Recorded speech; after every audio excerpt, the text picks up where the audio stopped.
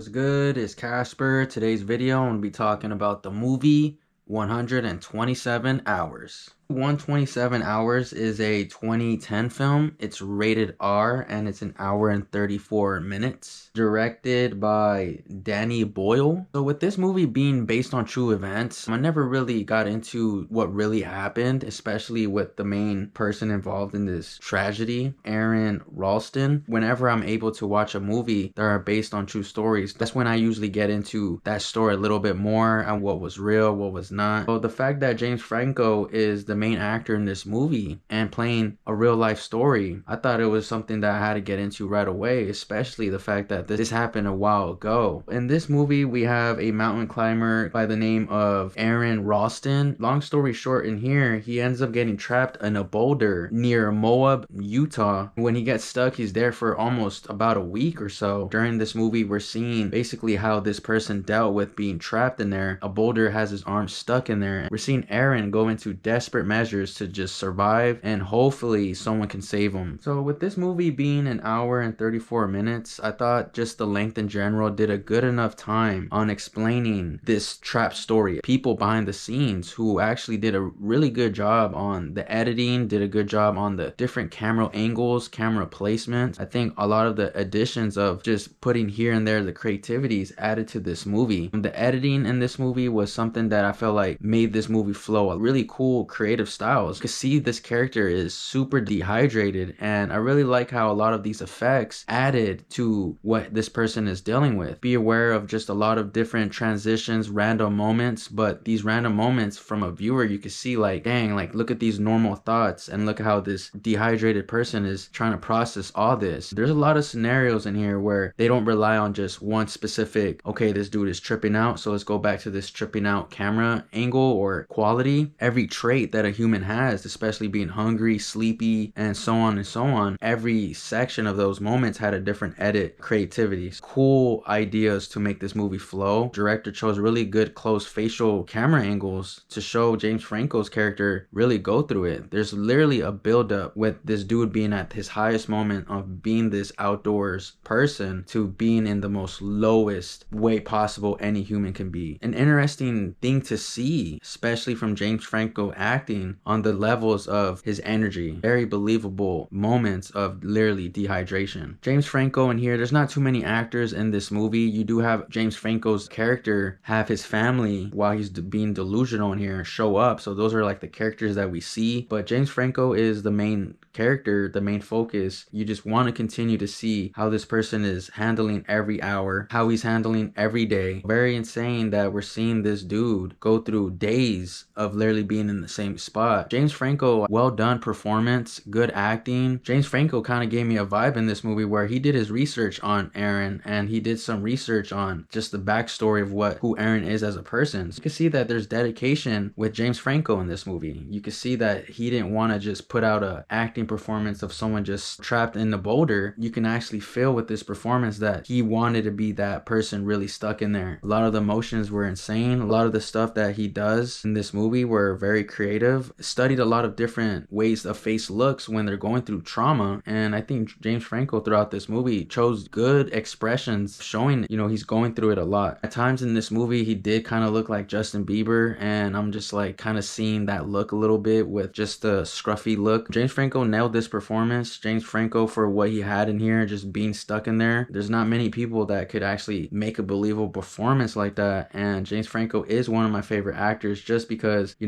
lot of the stuff he does in here is actually clean, very smooth, but his acting has always been like that. Whenever he's acting, even in maybe top tier or low tier movies, that he's at least going to put out a performance that is believable, is something that you can watch, and something that can be like, wow, not terrible at all. Really cool to catch up on this performance. It was literally his movie to shine. A lot of his acting put you in moments as well where how are you going to survive in this scenario. Does things in this movie where it's absolutely insane just to know that this person really went through it. The blood looks very crazy, especially what he tries to do, but overall the movie's telling a really good story, and I really like how even though we're in the middle of him being trapped, the last half of the movie does a good job on seeing that everything just caught up to him, and James Franco did a good job representing all that. Last half of the movie just kept your heart pounding because you want this guy to survive and win this scenario. So the music score in this movie was surprisingly awesome, especially with how depressing and nightmarish this scenario is. After my watching the movie 127 Hours out of 10, I'm gonna have to give this movie a 8 out of 10. So that's my movie review for the movie 127 Hours. Shout out to you guys for tuning into the video. Thank you guys for watching, and we'll see you guys on the next one.